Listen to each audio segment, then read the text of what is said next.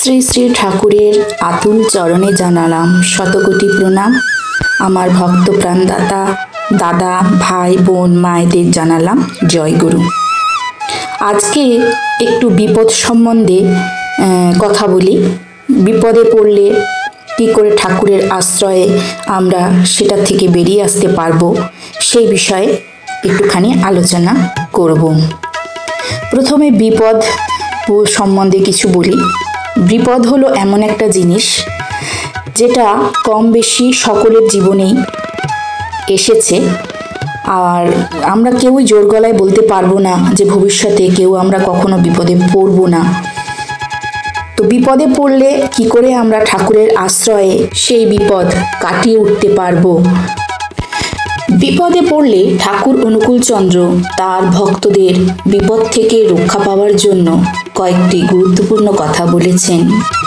বিপদকালে তিনি সব সময় মনে মনে ওম নমো ভগবতে এই মন্ত্রটি পাঠ করতে এবং পরম পিতার উপর নির্ভর করতে উৎসাহিত করেছেন।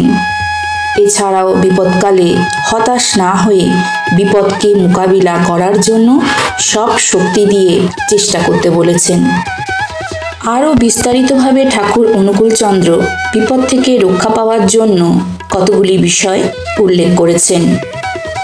বিপদে পড়লে ঠাকুর অনুকূলচন্দ্র পরম পিতার উপর নির্ভর করতে বলেছেন। তিনি মনে করেন যে পরম পিতা সব বিপদ থেকে রক্ষা করতে পারেন, তাই বিপদকালে পরম পিতার নাম স্মরণ করা এবং তার উপর নির্ভর করা উচিত। বিপদকালে ঠাকুর অনুকূলচন্দ্র তার ভক্তদের ওম নমো ভগবতে মন্ত্রটি পাঠ করতে উৎসাহিত করেছেন। তিনি মনে করেন যে এই মন্ত্র পাঠ করলে বিপদ থেকে রক্ষা পাওয়া যায়। বিপদকালে হতাশ না হয়ে বিপদকে মোকাবিলা করার জন্য সব শক্তি দিয়ে চেষ্টা করতে বলেছেন।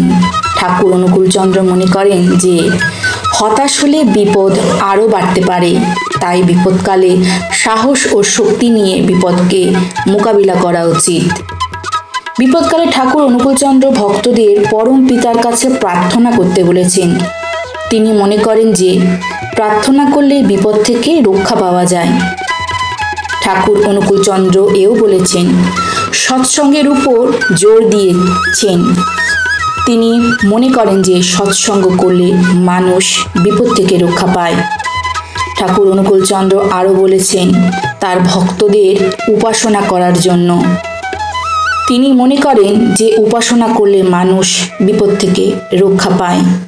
এই সব বিষয়গুলি অনুসরণ করলে ঠাকুর অনুকূলচন্দ্র মনে করেন যে বিপদ থেকে রক্ষা পাওয়া যায়। জয় গুরু।